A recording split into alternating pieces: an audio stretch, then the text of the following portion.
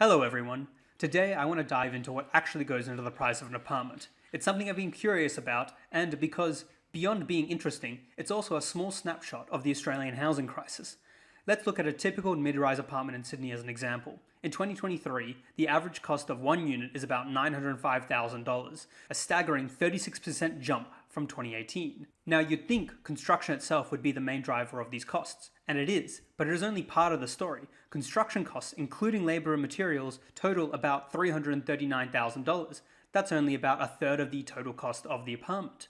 Next up, we have land acquisition, which averages out to about $150,000 per unit, or roughly 16% of the price. Then there's developer's margin, usually around 18%, adding $134,000 to the bill.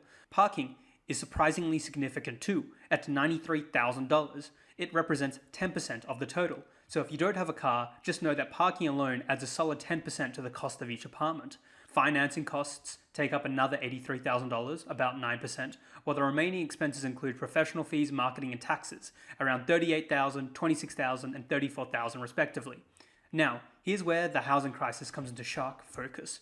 What's behind this 36% cost increase over the last 5 years?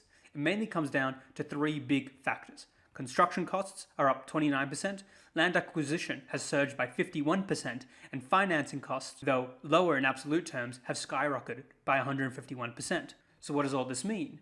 It shows we're struggling with limited labor and materials for building, restricted land availability, and a finance system that's more focused on trading existing homes than funding new ones.